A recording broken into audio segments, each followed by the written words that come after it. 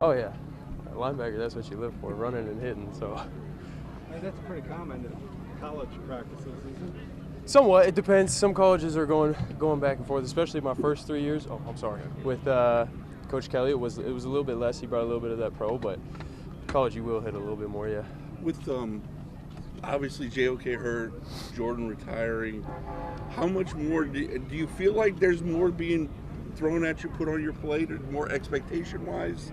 I think than what even maybe when you got drafted? I think it just creates a lot of opportunity for the whole room and rooms for guys to step up, whether on the field, in leadership roles, all those ways. And I think we've got a great room to be able to do that. Before Jordan left, what kind of wisdom did he instill on you, being a young linebacker? Yeah, I learned a lot from him, even just in the OTA process, just being able to watch how he carried himself. I mean, you don't play that long in the league and do what he did by doing things wrong. So watching just how he prepared before practice and what he would do in the meeting room and things like that is a lot of what I learned from him.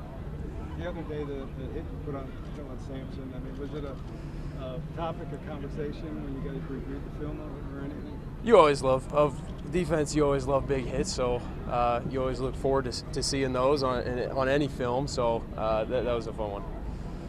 We learned that Jason Tarver also has a master's in bioengineering. Do you guys ever?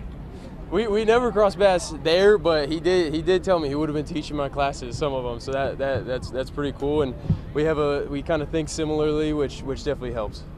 How much more? I mean, you talked when you talked before about the pre-snap reads and the importance of that, and kind of how much more comfortable do you feel like just right now in that part of your game? Yeah, I think every day I come out here, I feel more comfortable. I think the big part of it is getting reps on the field and also in the film room, watching things I can correct, and then also watching the offense and seeing certain tendencies you're going to get that are different from college now and things like that.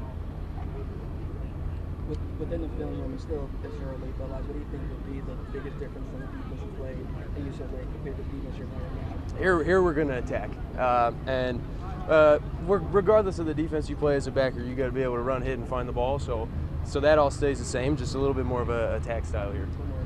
Yes, sir. First off, with OVU, because I want to first apologize for disrespecting your game. You're really great football. You got drafted. I was like, who is this guy? But I went back to the film. You like that. Tell me back when you was a walk-on, how does that affect you now? Like, what type of lessons were then that you put into it now? I think that goes back even to before I was a walk-on. I think even when I was little, I always had the chip on my shoulder. I got a brother 2 years older than me, so he always had the size advantage. And I was always trying to do whatever it took to win. And I think that's just stayed with me as a walk-on. It was the same thing. Be willing to do whatever it takes, and that chip's not something that's ever going to leave. So it's the same type of work ethic and mentality that I take here. Carson, when you look back to when you got here following the draft, rookie mini camp, et cetera, where do you think you've grown the most? I think really in all aspects. I think just on the field, I've grown in just understanding our defense, understanding the offense and what offenses in the NFL like to do and things like that. And then just as a person too, I think coming out here and being in a new area has helped me grow.